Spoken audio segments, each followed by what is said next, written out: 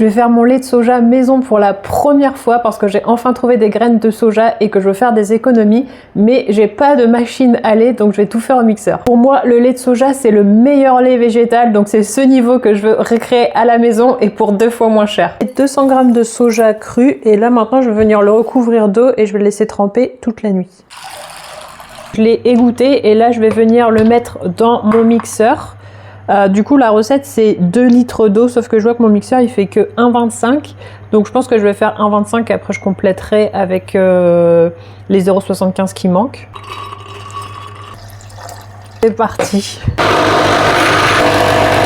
La texture elle m'a l'air bien, du coup dans la recette elle dit de faire jusqu'à ce que ça devienne bien lisse. Là ça ressemble à ça. Je pense que pour être sûr je vais mettre une cuillère et voir genre si je vois des morceaux. Oh. Et ça me fait trop envie. Franchement, ça a l'air plutôt pas mal, ça a l'air plutôt lisse. Donc là, je vais le filtrer. J'ai préparé 2 bouteilles pour mettre mon lait. Je me dis que je vais mettre ça pour retenir mon sac. Ensuite, je vais verser. Je pense que je suis à la fin de mon pressage. Cette pulpe de soja, j'ai vu qu'il y avait des recettes pour faire des cookies hyper protéinés. Donc vu qu'en plus, je voulais faire des cookies parce que j'ai une amie qui vient, franchement, je vais utiliser ça. Ça va être parfait, il faut que juste que je trouve la recette qui me convient. La pulpe du soja.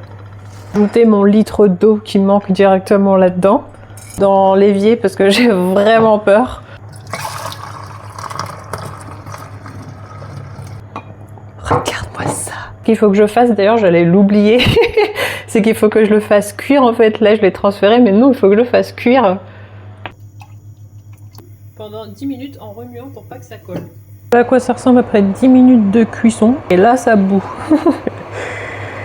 Je vais même devoir baisser le feu. Bien le laisser bouillir, premièrement, et ensuite les 10 minutes, parce que ça change vraiment le goût. Le moment tant attendu de la dégustation de mon latte au sésame noir avec le lait de soja que j'ai fait moi-même. Déjà, il a moussé, ça c'est super bien, parce que j'adore faire mousser mon lait. Il est super bon, l'odeur est différente, je trouve que ça sent plus le soja que celui que j'achète. Mais il est super bien crémeux en bouche, franchement il est super bon. Les autres laits végétaux que j'ai fait maison, il fait vraiment plus lait que eau. Tous ceux qui ont une machine à lait, j'aimerais bien que vous me fassiez vos retours, savoir est-ce que c'est utile, est-ce que vous voyez vraiment une différence sur le goût, sur la texture, ou je sais pas. Est-ce que vous trouvez que c'est un investissement et une prise de place dans la maison utile, ou est-ce que vous pensez que genre juste le mixeur ça fait l'affaire?